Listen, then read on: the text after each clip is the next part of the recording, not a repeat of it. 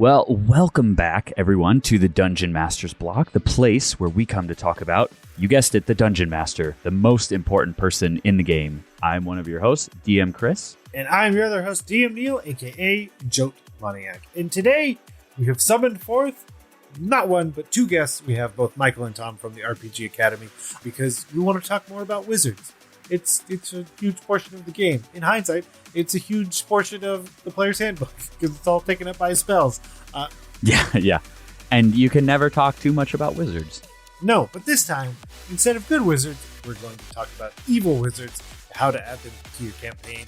Great references of some people I definitely would not have said were wizards before this conversation, but alas, here we are. We shoehorned some in, but they make sense. Let's be honest. But with that, let's head to the meat. I'm starving. We ain't had nothing but maggoty bread for 3 stinking days. Why can't we have some meats? Looks like meat's back on the menu, boys. So today for the meat, we have not one, but two guests, and I am very excited. One, it has been far too long. And the other, I think you get like a golden jacket. Is that what SNL does? But we have Michael and Tom from the RPG Academy here to share their thoughts. Hello! I have a lot of thoughts. Tom is the king of spicy takes, so we got to make sure that we keep him reined in. And salty. I throw some salty ones in there too. He's starting to rub off on me. Our last faculty meeting, I got a little spicy take in there. I'm waiting to see if anybody reacts to it. We're too positive on the RPG Academy, so I'm coming on here to share my negativity. Salt sells, right? You know, like that's what goes viral. Yes. You know, if we learned anything over the years. Oh, first name Al, last name Garibba. For sure. And we're going to figure out exactly what he would like. But so it's an interesting question because Tom, you haven't been on yet. So I think we'll focus most of our interview section your direction. And Michael, you can chime in if you'd like. But color commentary, that's what I'm here for. Correct anything that Tom says that you don't think is good. Okay. Oh, I can't do all. I don't have that much time. In a salty and spicy way, correct him. So, Tom, for our listeners, who are you? Interesting facts that you think they would like to know. Yeah. So I'm the youthful energy on the RPG Academy. So I'm the one who brings some modernness to our podcast. No. So I'm Michael's co-host. I've been doing this, Michael. What's it? Like 5-6 years. When did you hand me a business card at a really sketchy game store? I handed you a business card for, I believe, our first public Academy. Okay, yeah, I think that's what it was. Because you came to the first one in the woods. I did. I was at the woods. So I met Michael at a game store event. I was fresh to D&D, and Mike was like, "Hey, I have a convention and we meet in the woods." And I was like, yeah, I'm new to this hobby. I'll come to the woods with you, stranger. Yep. And so ever since then, I just kind of followed Michael around, and then Michael needed some help with stuff. And he was like, "Tom, can you help me with stuff?" And then I was running games at bars in Cincinnati, which is cool. And so then from there, I just started doing the podcast stuff. And now I am the host of our show and tell series where I interview guests and we talk about cool things they're working on. We don't get into any sort of tips, tricks, anything. We all it's this really big, we all just get to talk about stuff we love and cool stuff. And then also I do our regular streaming show on our Twitch channel. So that's just about it. No, just a little bit of this. A little bit of that. Not much. A little bit of this, a little bit of that. I do a little bit of graphic design for us, a little bit. Yeah, just a little bit of everything. So that's it. Yeah, which, I mean, kind of leads us to the question. You guys are kind of here, there, and everywhere doing a lot. Are there any particular things that you are currently working on, and we always have the caveat, that you can currently talk about? Yes, sort of, it relates to how Tom and I met, as I went to a game store that I had never gone to before, nor have I ever gone again. But the day I went there, I went specifically to tell people about a catacon. And wouldn't you know it, we're still doing it. And it's coming up fast this year. Our Kickstarter for Catacon 2022, which is Catacon X. It's our 10th year. We've got a sweet X-Men 90s vibe going with our logo this year. I love it. So if anybody's interested in coming to November or coming to Dayton, Ohio in November, don't know why you would, but if you're going to be there anyway, we're going to have a Catacon. It's the best small little gaming convention in Ohio, in Dayton, that weekend, guaranteed. It is. But we would love some people to come support it. I'd love for people to come play games with us. But even if you can't, just a couple bucks as a donation on the Kickstarter really would help us a long way to get to our goal and make sure that we can have our event again this year. It's a fun convention, if I do say so myself. And look, I could say this because I help host it, but I came as a guest, For the first one ever. And you're coming back. I come back, and eventually every person who comes gets to be a host on the RPG Academy. It's just 1 million years from now. It's a natural progression. You're not wrong. I think in the business world they call that like a leadership pipeline or something like that. I don't know. Like that. I mean, Neal's been. Yeah, Chris, have you been? Yes. Yeah, I went. Chris, you went to the ones 20. You were at the first one too. No, I didn't. If it started in 2012, right? Is that when, or when did it? Oh yeah, with the first one we had was creepy at that crows lodge, on the top of the building. Yeah. Yes. Funny story. I remember going, vultures. and it was like in the middle, and they were vultures. Yeah, you're right. They're massive, creepy as all get out. That's when I knew it was going to be awesome. I remember going through like rural Ohio, and Mitch and I were driving in my Chevy HHR. I remember this, and I kid you not, I think we got air off of one of the train tracks because it was so buckled, and I thought we were not going to make it out of Dayton, Ohio again. I thought for certain we were not making it out. So this is one of the great inside jokes about a Catacon that I love and no one else gets, right? But if you go look at our logo for this year, it's basically a vulture fighting the dragon. Yeah. And the vulture is because of that first Catacon. So I keep trying to work the vulture into the logo, even though no one knows why or what it means. Unless you were at the first one. If you were like the 70 people at the first one or whatever, then you'll remember the vultures. Because I think that was the talk of a Catacon, was the cool vultures. Oh, yeah. Yeah, but I mean, I think really what I think sets a Catacon apart is we don't have a whole lot of big events. We're not really focused on the nature of like, come and do this thing or see this person. It's really just a chance for people to play a lot of different games. And it's a smaller setting and it's much more laid back. So that's just kind of what we're going for. And so it's like, if you have a weekend in November and you want to drive to Dayton, we've got an attached hotel, super simple. You just come with a couple friends and you have a good time. It's the specific weekend is the 4th, 5th, and 6th of November. It is the weekend of the time change. We strategically make it that way so you get an extra hour of a Catacon on Sunday. And my focus, of course, is a Catacon. That is absolutely the biggest thing on my mind. But I would be remiss if I didn't at least mention Action 12 Cinema, which is the GM-less action movie role-playing game that I have written and hope to be taken to crowdfunding sometime later this year as well. So if you like D12s, bad movies, and improv, this is a game you should check out. Perfect. That is a wonderful segue into our surprise question, because our surprise question is for you, Tom, and I need you to give me 3 reasons why the D12 is the best polyhedral out there. Oh my gosh, I am on record saying that it is not, but I will. It's okay that you're wrong about that. I will, though, appease you all, and I will. Why the D12 is the best dice? Okay, all right. So the very first reason is, you know what? It rolls really nice. It's got a really there's this tactile sensation to it where it's just like when you roll it, it's just it's very satisfying. Okay. The next reason is that, you know what, I guess Michael likes it. So it's like one of those things too.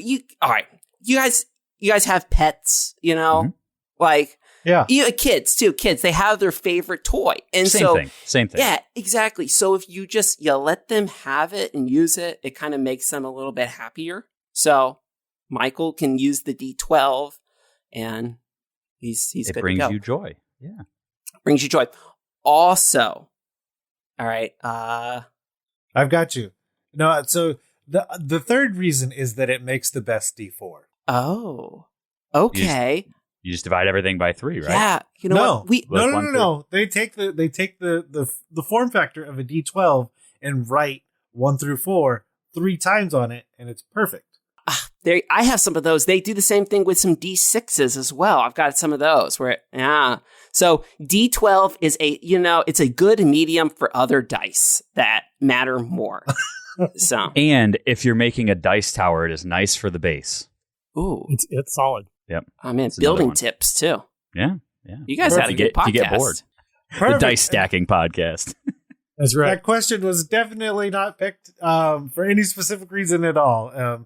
Just your sheer love for the D12. I feel like there had to have been a side conversation between Neal and Michael at some point about this.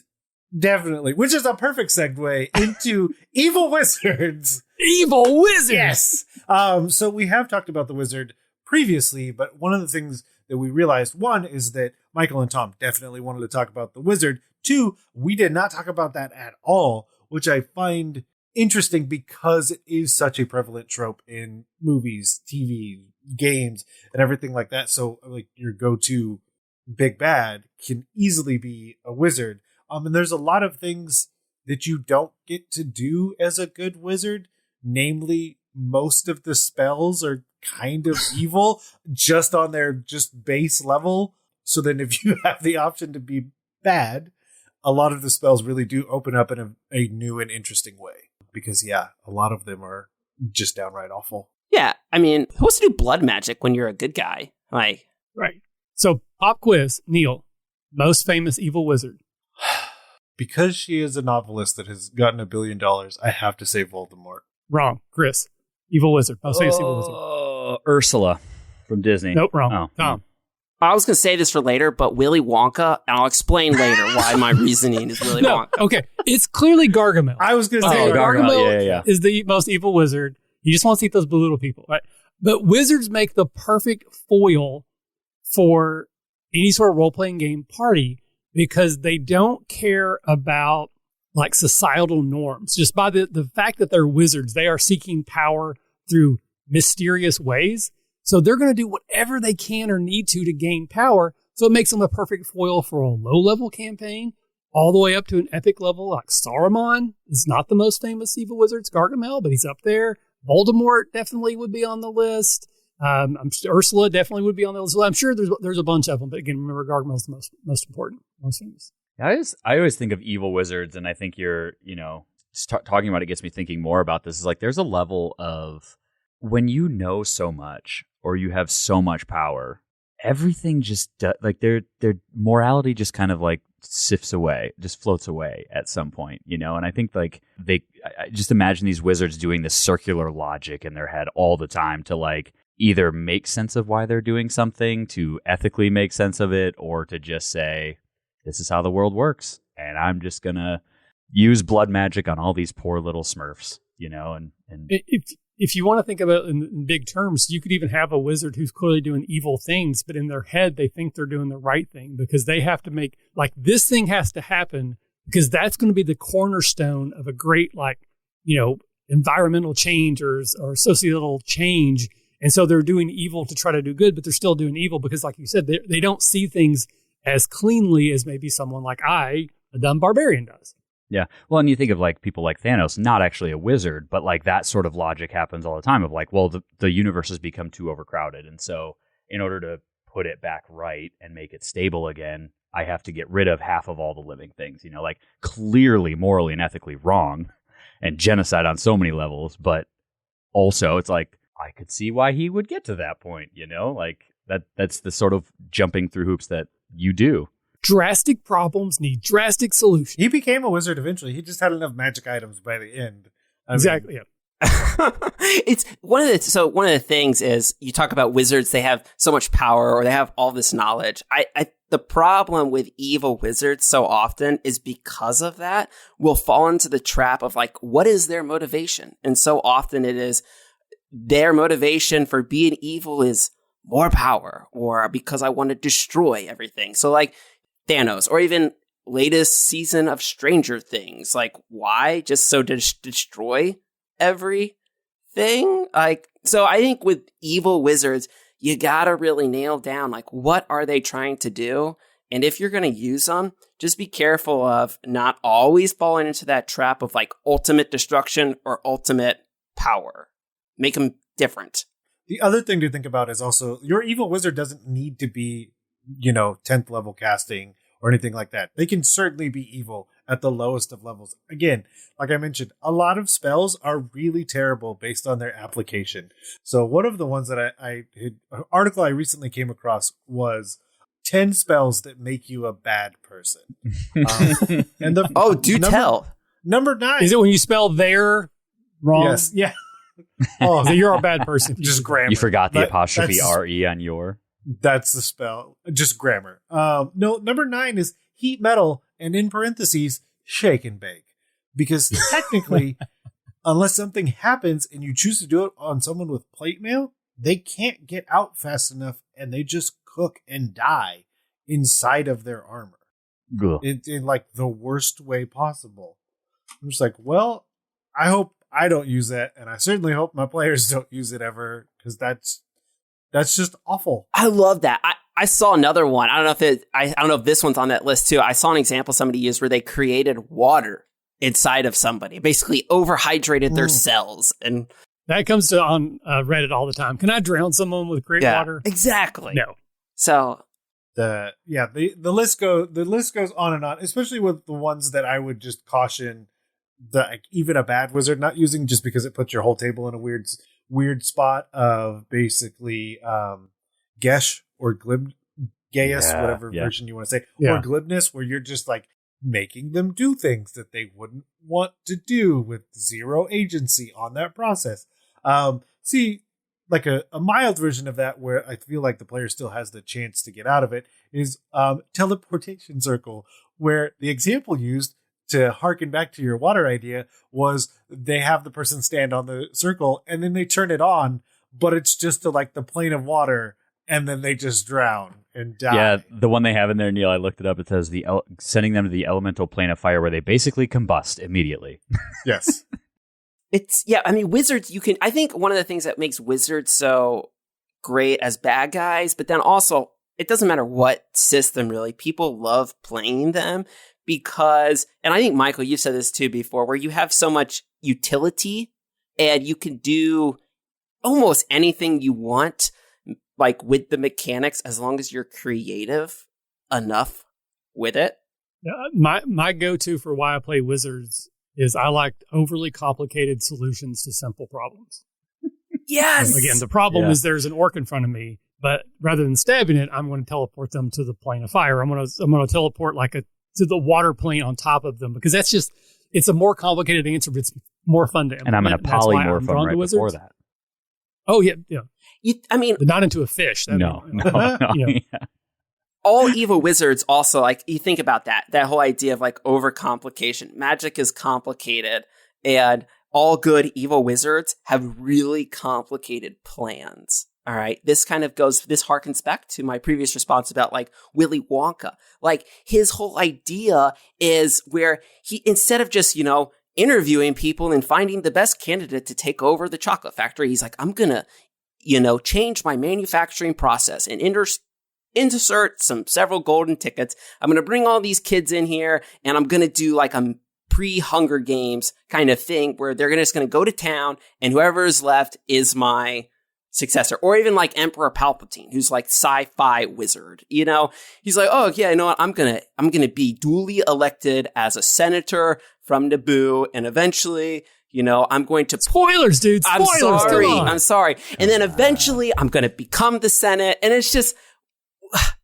I don't know. It's hard to do at the table, like to make those complicated plans, like make sense to the players. But a good, bad wizard, it's got to have a complicated plan. And even then, when you think you've killed me, I will be reincarnated again on a strange planet that nobody understands why.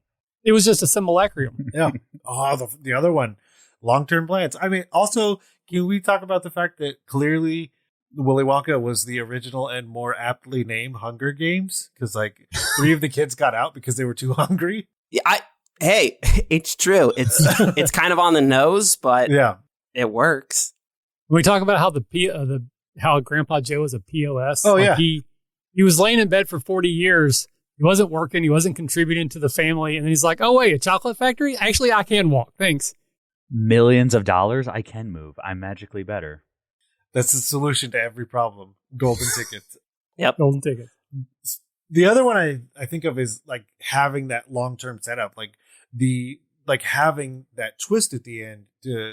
There's obviously Willy Wonka is somewhat dark in moments, but there is a much darker version that you could have played out at your table to find out that no, this is the big bad. That all of this is not going. All of it is smoke, mirrors, and magic. And at the end of this all, what evil plot was afoot. So I really like that. Now I'm gonna have to add a terrifying Willy Wonka, aka just the Johnny Depp. I think too, like playing evil wizards as a DM, like I think it gives you some leeway to be able to adapt a story quickly to make sense too. Like players do things all the time to just like, you know, you're trying to tell a collaborative story and you have this idea in your head of, you know, where it's going to start and go from point A to point B at the end. And then something happens. And it's like, well, now I'm not going to point B. I'm going to like point A prime instead before I get to point B. And when that happens, like wizards are, I mean, you can use wizards in any way, shape, or form to help bring cohesiveness to the story and make things happen so that, you know, the story still continues in some way, shape, or form. I think that's, especially using a big bad evil wizard, like you can pivot super quickly with that sort of stuff because you have magic at your fingertips. They're a convenient excuse for whatever you want the plot to be.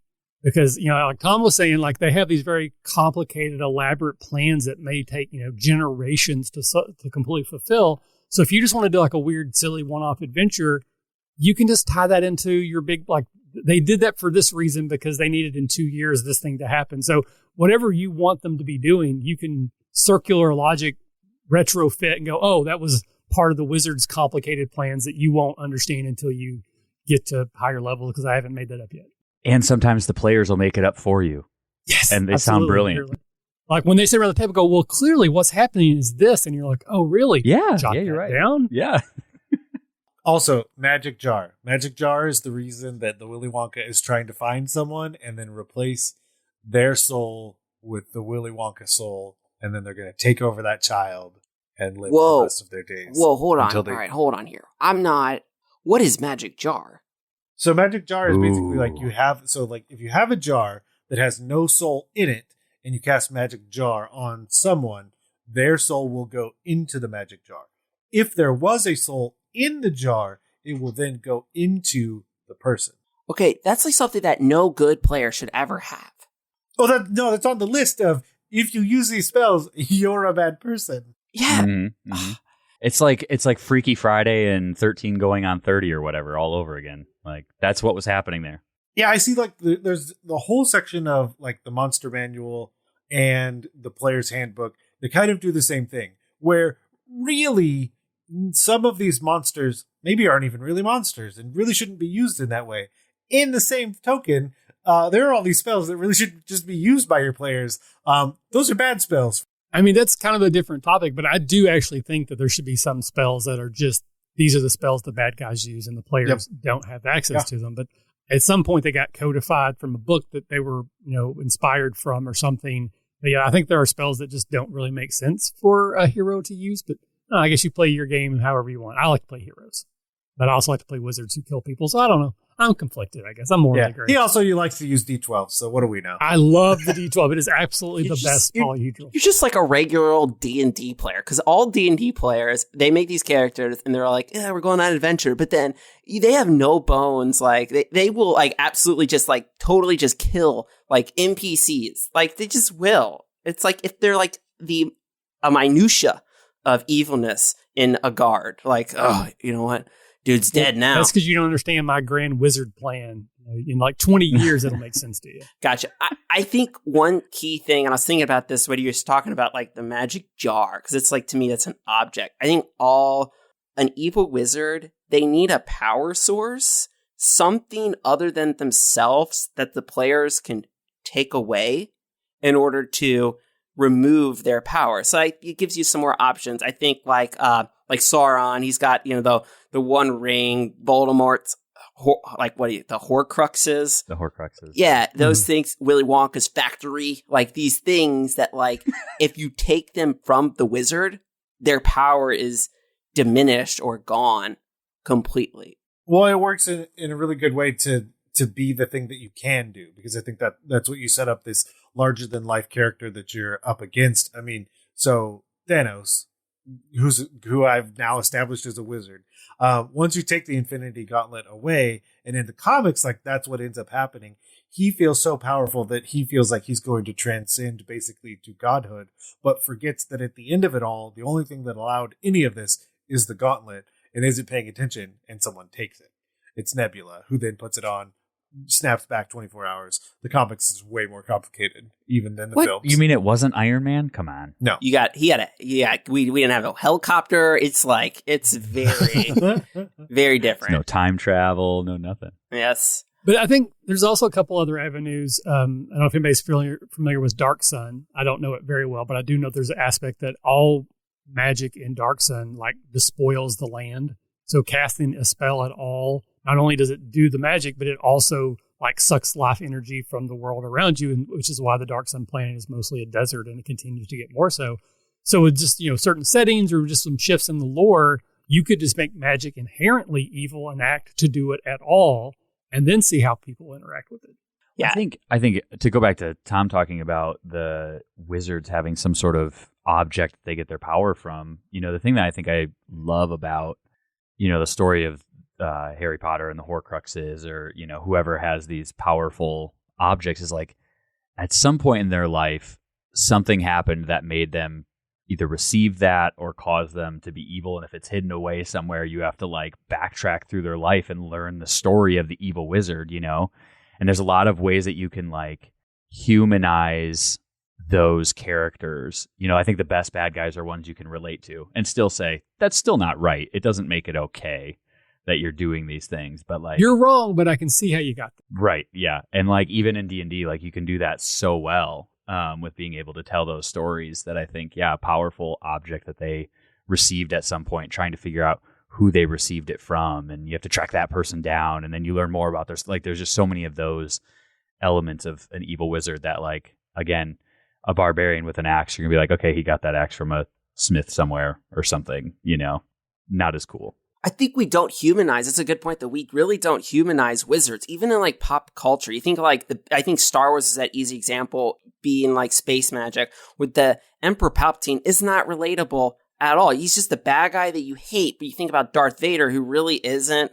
He's completely different. He's not a wizard. Like, he is somebody that, okay, there's some humanity to him, and I can see I can't even like maybe Voldemort, but like Sauron, like there's just it's just evil, the embodiment of evil. And I think it's interesting because I never really thought about the idea of like, I'm trying to think of like super powerful people in pop culture, and almost all of them are just not relatable. They're just evil. Well, I've only ever seen The Phantom Menace, so I don't really know this whole like Darth Vader thing you're talking about. Oh, really? It's really good. I'm not mad. I'd be super interested to talk to someone that has that actual life experience. Star Wars is like the D12 for you, Michael. It's so good.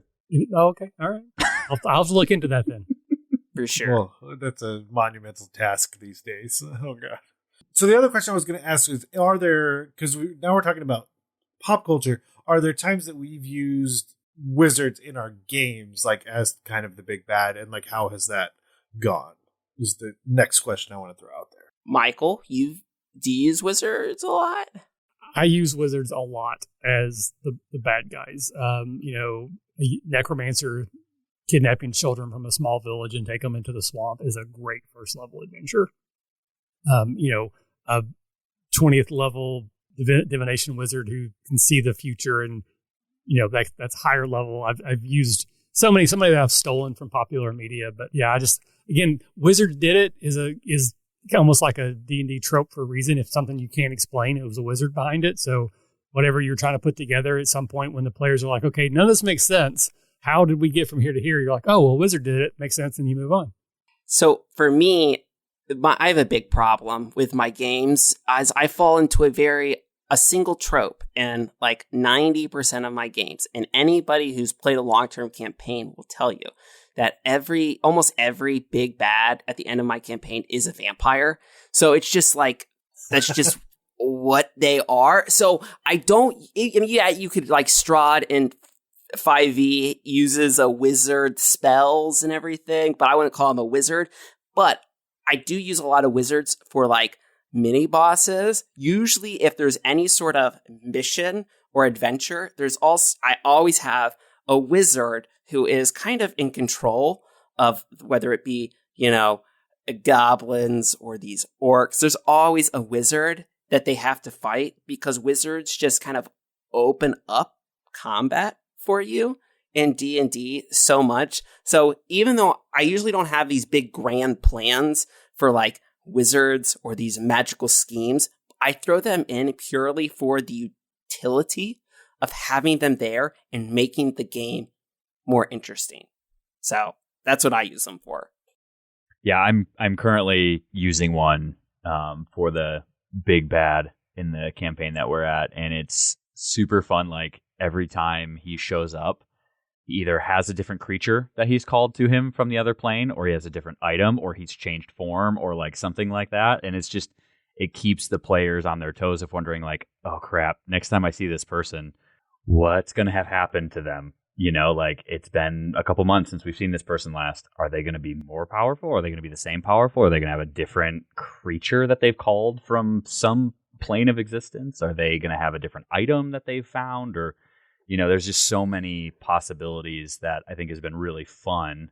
Are they going to have taken over another town? Are we going to hear some more news of them doing things off in the distance?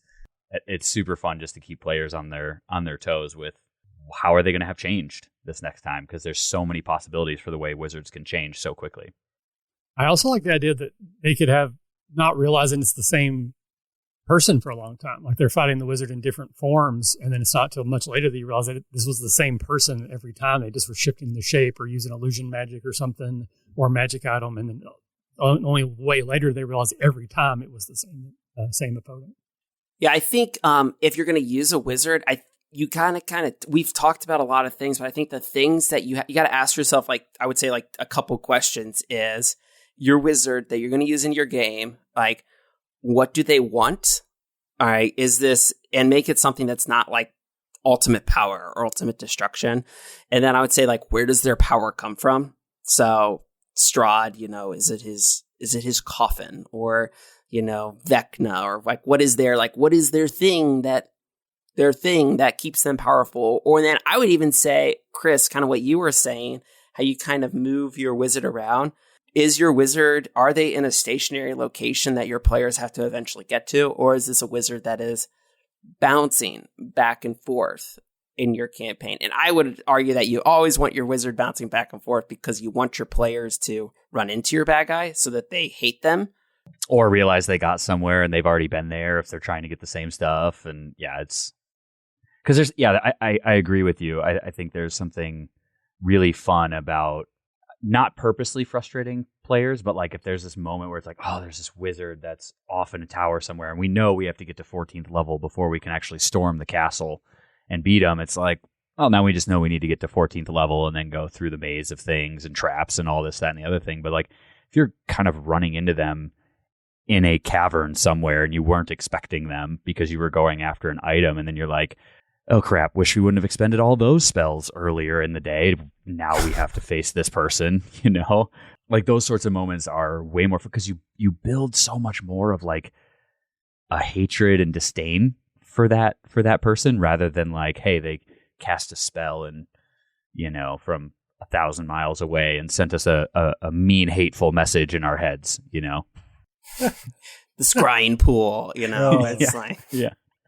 Ooh, they're spying on me again. Yeah, the other one I think of that I've used before is having basically lower level wizards that are tied to the big bad that I want to use. So like, apprentice level, and then gauging the engagement from the players, whether or not they need more motivation.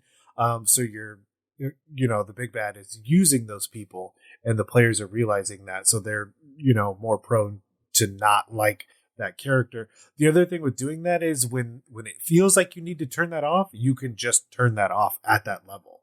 Whatever point at which you feel like that story is no longer engaging, or you want to do something different, you can just decide that's the level that your big bad is at, and then have that moment and that payoff, rather than setting it too far ahead of, like, let's say they are that 20th level divination wizard. Would I ever get there? Not with my party, probably. Right, yeah. They like to do a lot of random things. So the other thing that I will ask is, and we've already alluded to several very interesting choices for this question, but for homework, which I feel like is inspired by the RPG Academy of us adding this section, but it's the best section we can possibly add. Are there pieces of media that we think listeners should go read, watch, play, experience that are good examples of bad wizards? Tom? Yes. All right. So when he's talking about RPGs specifically, there's been one thing that has really kind of helped me like envision what a bad guy really is a game that is Forbidden Lands. I am so on this game so much. I talk about it all the time. And the reason is, in the first campaign that they have this wizard. And everything is centered around him. You don't really run into him in the campaign. He's just kind of there, and he's making the world a terrible place. And I think it's an interesting use of a wizard. They're so powerful that the player just doesn't see them, ever. But they've affected the world so much, and they've made everything so terrible that the players they wind up hating them because they live in a world that sucks. And it's because this guy decided that he was going to use all this magic and opened up demon gates everywhere. And now there's demons running around and everybody's dying because of the demons. And so Forbidden Lands is a setting that uses magic and evil magic in such an interesting way, where magic is dangerous and is something that should be treaded on very carefully, because even as a player, you use magic, there's a random chance every time you use this magic that a portal will be opened up and you will be dragged into this game's version of hell, and your character is dead, like instantly dead. And so this system just kind of does some really interesting things and makes magic feel evil. Player characters use it, but all of my players have always just they feel a little bad whenever they use it. And so I think that is just Forbidden Lands. If you want a new system just to read and see how they use magic, is just it's beautiful. I love that so much. I have a couple I'm allowed. Obviously Gargamel. So watch the Smurfs. Sauron, the new Rings of Power show, Amazon Prime, Lord of the Rings show is going to be coming out. And a large part of that is going to be seeing Saruman as like a youth, before they became this ultimate power. So we're going to see that growth from that character, which will be interesting. So probably we're going to get a new Dragonlance setting for D&D specifically, some version or another. So Rassilon is one of the more famous D&D centric, morally gray, but also pretty much evil wizards that you could read about. And then Randall Flagg. If you're a Stephen King fan, I would suggest Eyes of the Dragon. It's a pretty short read, and we get a lot of Flagg-centric stuff in that book. I'll throw one more out there because, Chris, you mentioned Ursula early on.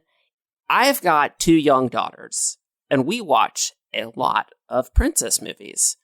Go watch princess movies, all right?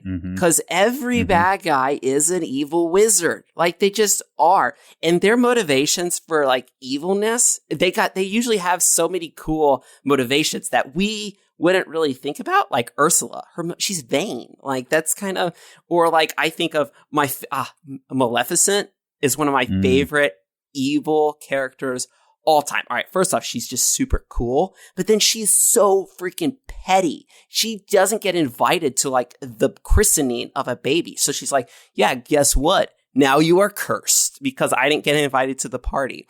So go watch old princess movies. They have some of the greatest villains with the most, what you really think about what their motivations are. It's the most mundane, stupid things ever. But those kind of things will just kind of elevate your game and make your bad guy feel super interesting. Well, yeah, and it almost makes you think like at one point there was a significant thing that she didn't get invited to, and maybe now whenever she just doesn't get invited, even the pettiest of things, it just goes that way because it's just a trigger for her at this point, you know. Yes. But it originally started with a really like big being left out from something. Something. I mean, even Jafar. Well, you took one of from Aladdin. Yeah, Jafar. Yeah, for sure. He's just for sure. Yeah, there's all these cool wizards from Disney movies. That is the ultimate D&D party in Aladdin. The fact that they trick the wizard somehow into like taming himself in some way. Like, come on, it doesn't even get more D&D party than that. And Aladdin, like this guy, Riff Raff, who, you know, like just doesn't get any better than that. You have a princess, you have a street urchin, a parrot, a genie, and a flying carpet. And a those tiger. are your 4 characters. And a tiger. Yeah. And a tiger. So yeah, those are your characters. That sounds like a D&D party to me. Yeah, pretty much. You had a Tabaxi, you had an Aarakocra, and then the Hosey, the monkey people are being added to the game soon. It's totally possible. Right. Do you think Gilbert Godfrey could have played anything other than an Aarakocra in D&D? Like, yes, because that's not his actual voice, and he hates that got leaked. So, well, he used it all the time as if it was his actual voice, though. Okay, so I'll round us out with super random choices. 1, Star Trek: The Next Generation. Q is the answer to an evil wizard. 2, from Naruto, I chose Madara Uchiha, who's basically just lived forever. He's a lich and is just trying to take over the whole world. He's just an evil wizard. So, hold on. I'm going to stop you real quick. You mentioned Naruto. Yes. All right. So I think it was funny. Michael was streaming not too long ago and Naruto got brought up and it was just like, and Michael, you don't know Naruto. I know the run thing. Like you put your arms behind you and you run chest forward. That's all Neal, I know. Let me just say this. It is and you storm Area 51 that way. Well, he's a ninja who wears like a vest and a headband, not like a ninja gi. It tracksuit. But I will say this. Tracksuit. It is so refreshing coming on a podcast where they've mentioned, they make Naruto references. Like, I don't get this. Like, I just don't in my current relationship with podcasts. Okay. And this is... You don't think my Smurf references are timely? No. Okay, so no, I'm going to do it. I'm going to look it up on Google and we'll see the reference timeliness. So the first issue of Naruto came out in September of 1999. So the Smurfs... That's over 20 years ago. Come on, that's timeless. That's considered classic rock now. The original Smurfs episode was in 1961. So I see where the gap happened. Right? 29 years before I was born. Yeah. All right. It's great. I don't know where to go from here, but I have the most important question is where can people go to find all of the awesome stuff that you are doing, be it Smurfs or Naruto references? You can follow me on Twitter at BezCarTom. That's Mandalorian Metal Tom.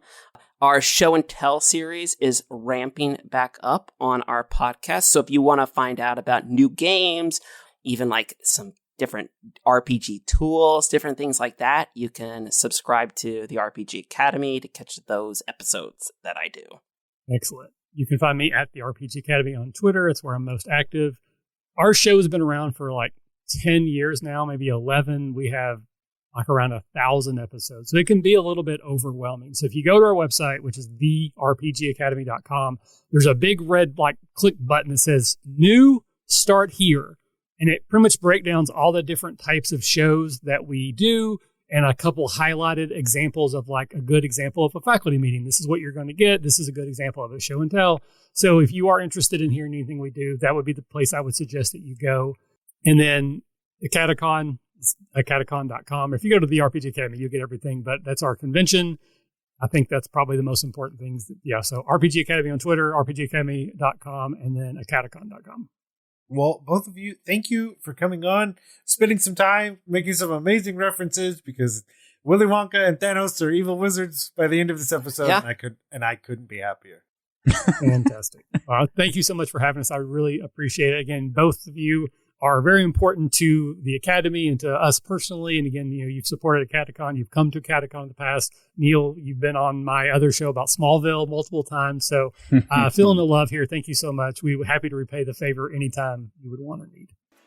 We just want to thank Michael and Tom again for coming on, spending some time with us. And of course, if you want any more information about a Catacon, not a CadeCon like we've said many times before, but a Catacon, you can definitely go online and check that out. And within a couple days or already, you should be able to find the Kickstarter easily enough. And hopefully everyone that goes will have a wonderful time. Yeah, it's the one with the cool vulture logo, apparently. I'm excited to see that. That'll be fun. If you would like to get in contact with us and share some of your stories about how you've used Evil Wizards, you can get in touch with us on our Twitter. That's at DMsBlock, at DMS_block. You can find us there, or you can email us at dungeonmasterblock@gmail.com. And of course, as always, the Dungeon Masters Block is a proud member of the Block Party Podcast Network, where you can check out other shows like Detentions and Dragons, Dungeons and Dragons and Daughters, and more. And as always, thanks for listening to the Dungeon Masters Block, the place where we come to talk about the Dungeon Master, the most important person in the game. Have a great night, everyone. And keep on Dungeon Mastering.